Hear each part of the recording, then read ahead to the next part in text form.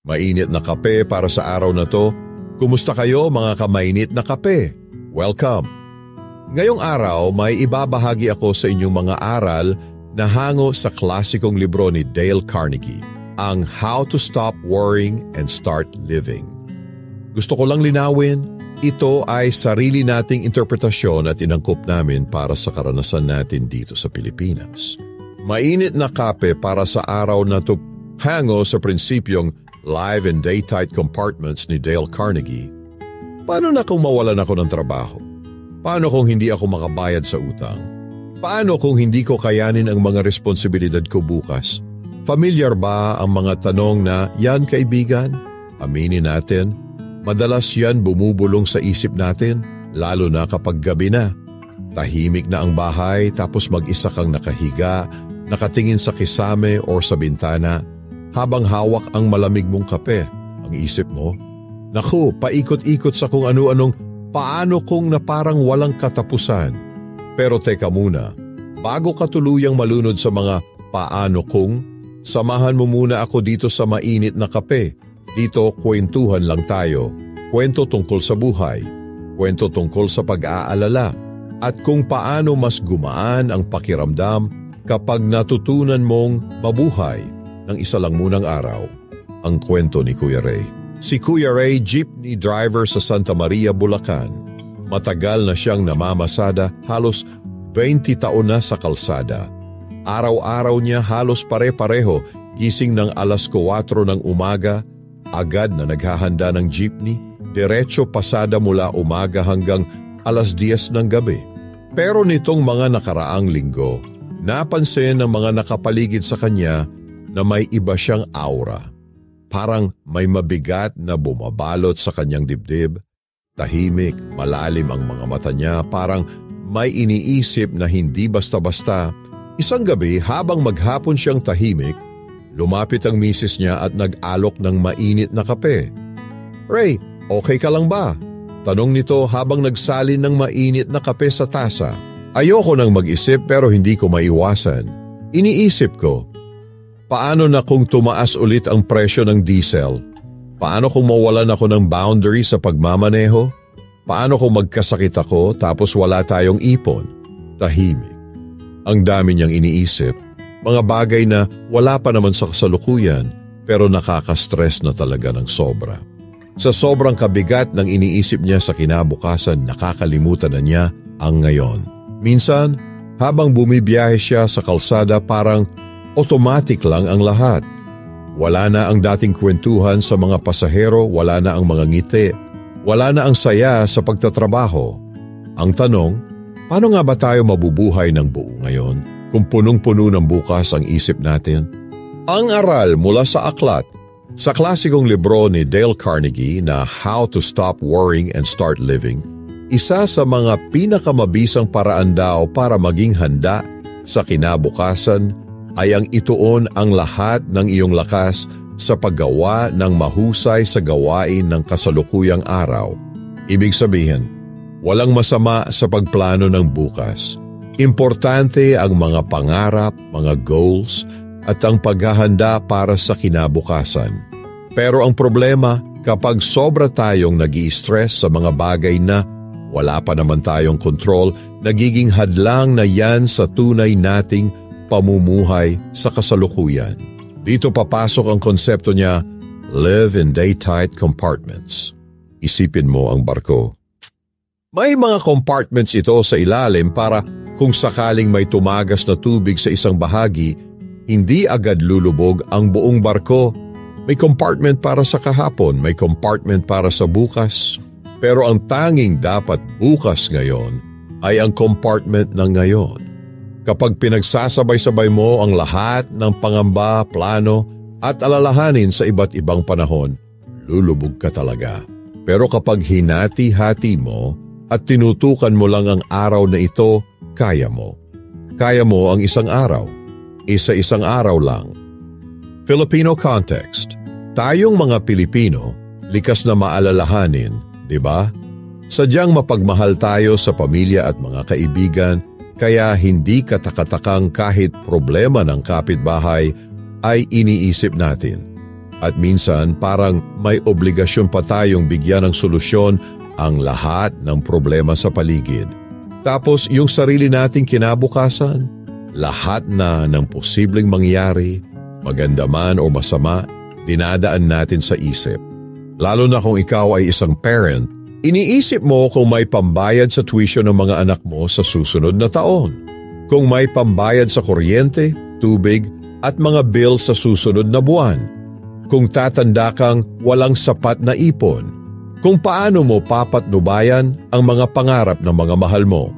Pero ito ang tanong, may silbi ba ang pag-aalala mo ngayon kung hindi mo naman kayang kontrolin ang bukas? Sabi nga sa kasabihan natin, kapag tumawid ka sa tulay bago ka pa makarating doon, mapapagod ka lang. Ilang beses mo na bang inisip ang isang bagay na hindi naman nangyari, ha? Inisip mong baka masablay ka sa trabaho pero hindi naman. Inisip mong iiwan ka ng partner mo pero mas naging okay pa nga kayo. Inisip mong hindi mo kakayanin pero heto ka pa rin lumalaban. So bakit tayo paulit-ulit na nagpaparusa sa sarili? Gamit ang mga what ifs, practical application, paano i-apply. Ngayong alam mo na ang prinsipyo, ito ang mga simpleng hakbang para masimulan mong mabuhay ng day-tight compartments. Number 1, gumising na may malinaw na layunin. Pagbangon mo, tanungin mo lang ang sarili mo. Ano lang ba ang dapat kong gawin ngayon? Hindi kailangan 10-year plan agad. Simulan mo sa simple at kaya mong hawakan. Maglaba ng damit. Kumustahin si mama. Magdasal o mag-meditate kahit 5 minuto. Ayusin ang resume or mag-send ng isang application lang. Uminom ng sapat na tubig. Iwasang mag-social media hanggat hindi pa tapos ang mga importanteng bagay. Focus ka lang sa ngayon, sa kaya mong gawin sa araw na ito. Gets? Number 2, i-set ang worry time. Oo, okay lang mag-worry. Pero dapat may oras lang. Maglaan ka ng 10-15 minuto lang kada araw para isipin ang mga concerns mo. Pagkatapos nun, tapos na. I-close mo ang worry compartment mo. Isipin mo na parang may lock na nakapatong sa mga pag-aalala mo.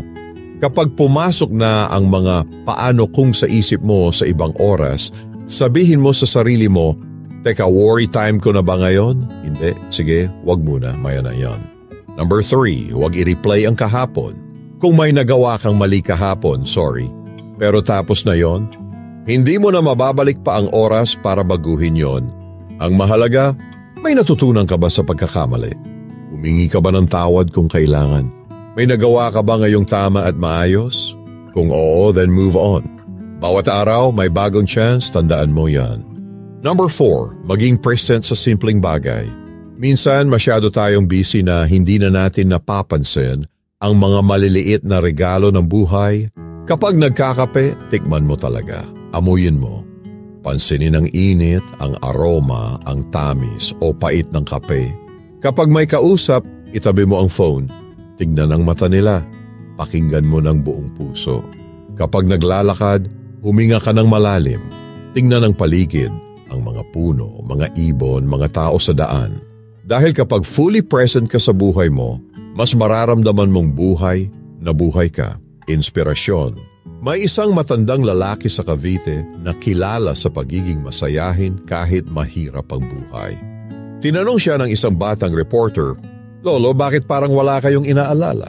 Sagot niya, "Hindi ko inuunahan ang kalungkutan ng bukas. Isa-isa lang ang laban, hiyo. Basta ngayon may tinapay ako, may tsaa at may araw pa. Bukas? Bukas na yan! Bahala na si Batman." Tama si Lolo. Bakit mo nga ba aagawin pa ang problema ng hinaharap kung may sarili ng bigat ang araw mo? Hanggat sa iyong kwento, bakit hindi natin subukang mag-focus sa mga simpleng bagay? Pwedeng kausapin natin ang sarili natin tulad ni Kuya Ray, na natutunan na hindi pwedeng dalhin ang lahat ng pag-aalala ng sabay-sabay. May mga panahon sa buhay natin na puno tayo ng takot, ng duda, ng kawalang katiyakan. Pero sa bawat takot na yan, may lakas na pwedeng lumabas sa pagiging day-tight compartment natin. Ang buhay ay hindi kailanman magiging perpekto, pero pwede nating piliin na gawin ang bawat araw kasing ganda ng pwede. Takeaway and challenge. Ito ang iiwan ko sa iyo ngayon. Ngayong gabi, bago ka matulog, isulat mo lang ang 3 bagay na nagawa mo ngayong araw. Kahit gaano pa kaliit, okay lang yan. Nagtupi ng damit, nakangiti sa guard sa trabaho, nagpahinga ng 10 minuto para lang mag-relax. At bukas, focus ka lang sa bukas. Hindi sa susunod na linggo, hindi sa susunod na taon. Kung araw-araw mong gagawin ito, mapapansin mong mas magaan ang buhay. Tandaan mo, sana ngayon ka lang talaga nabubuhay. Kaya lubusin mo ang araw na ito, hindi kahapon, hindi bukas, kundi ngayon. Kung nabigyan ka ng konting ginhawa ang episode na ito ng Mainit na Kape, pakilike mo na at i-comment ang salitang, "Isa lang muna." I-share mo rin to sa kaibigan mong parang si Kuya Ray. Laging abala sa mga what if. Hanggang sa susunod na tasa, ako si pangalan mo nagsasabing, hindi laging madali ang buhay pero kung titingnan mo ito isang araw lang sa bawat pagkakataon, mas kaya mo. Kaya tara, kape lang muna. Isa lang muna. Isa lang ang kaya ng puso natin ngayon, di ba? Disclaimer. This video draws inspiration from Dale Carnegie's How to Stop Worrying and Start Living. The content here is our unique interpretation, crafted for Filipino viewers with added stories and examples. We do not copy or directly reproduce the book's specific wording or entire passages. All rights reserved to the author and publisher.